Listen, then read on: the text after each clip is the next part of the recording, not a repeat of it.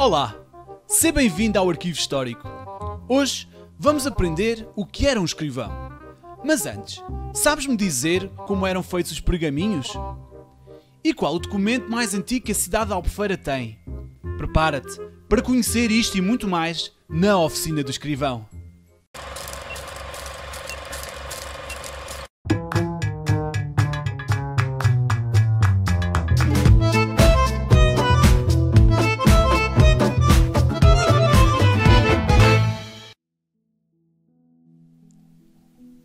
Desde o princípio dos tempos, o homem tentou criar ordem no mundo que o rodeava.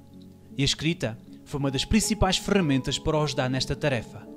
Por volta do ano 3000 a.C., na região da Mesopotâmia, os sumérios desenvolviam os primeiros registros conhecidos da escrita, e no Egito apareciam os primeiros hieroglifos. A sua utilidade foi tão reconhecida que levou a que cada povo desenvolvesse o seu próprio alfabeto. Com a escrita, surge também na sociedade um novo ofício, o do escrivão. Aquele que dominava a arte da escrita e que, devido ao seu conhecimento, tornava-se indispensável à boa gestão dos reinos.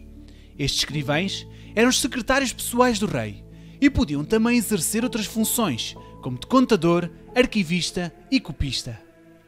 A partir do século VI, com o surgimento dos mosteiros cristãos por toda a Europa, a Igreja torna-se a principal conhecedora da escrita e delega nos monges copistas a missão de transcreverem os documentos dos reinos e da Igreja. O dia-a-dia do monge copista centrava-se nas cópias dos manuscritos e nas 7 orações diárias. Podiam trabalhar nas suas celas individuais ou num claustro amplo que albergava vários monges. A este espaço dava-se o nome de scriptorium, que em latim significa o espaço da escrita. E agora, sabes-me dizer quais as ferramentas que o monge copista necessitava para trabalhar? Neste retrato vemos Jamilot, secretário copista do Duque Filipe da Borgonha no século XV. Este é um bom exemplo de como um monge copista exercia o seu ofício. Por norma, trabalhavam sentados, num banco sem encosto. O pergaminho onde faziam a cópia era marcado com linhas e colocado sobre uma mesa quase vertical. Por cima, ou de lado da sua mesa, colocavam o livro da qual transcreviam o texto, utilizando sempre um marcador para não saltarem linhas. A escrita era feita com uma pena, normalmente de pato ou então um cálamo, peça que era feita de uma cana. Usavam também uma pequena faca para afiarem o cálamo ou a pena e, em caso de engano, rasparem do pergaminho o erro. As tintas utilizadas na escrita vinham da trituração de plantas e minerais, que depois de misturados eram colocados em chifres de animais, a qual se dava o nome de atramentário. Estas tintas podiam também ser utilizadas para a criação de iluminuras.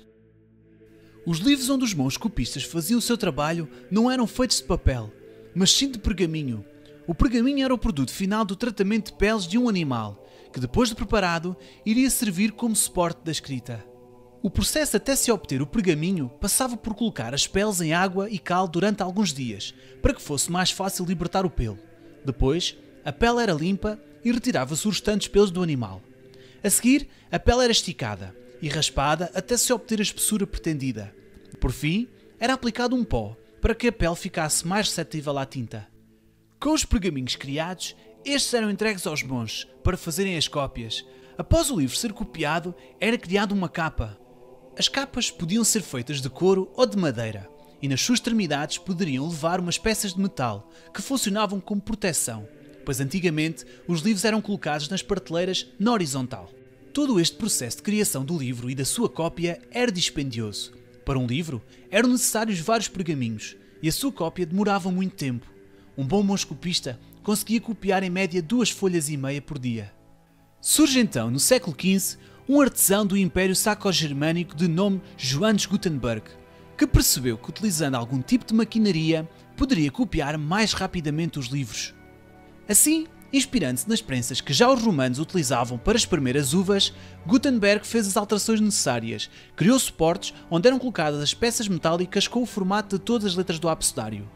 Posicionando as peças no lugar que pretendia e aplicando a tinta, conseguia de uma só vez copiar uma página inteira. Em 1450, Johannes Gutenberg apresentou a prensa de Gutenberg e o seu primeiro livro copiado, a Bíblia. E agora, sabes-me dizer qual é o documento mais antigo que a cidade de Albufeira tem? Em 1504, o rei Dom Manuel I atribui à vila de Albufeira a Carta de Foral. Este documento elevava a vila a concelho, atribuindo uma certa autonomia e colocando as terras sob sua administração. O foral garantia direitos e obrigações à população, fixando impostos e condições para o desenvolvimento económico. Assim, a Carta de Foral é o documento mais importante e antigo da cidade de Albufeira. Encontra-se à guarda do Arquivo Histórico e é a razão pela qual, todos os anos, a 20 de agosto, Albufeira celebra o dia do município. Esperamos que tenhas gostado. E não te esqueças, a história és tu que a fazes.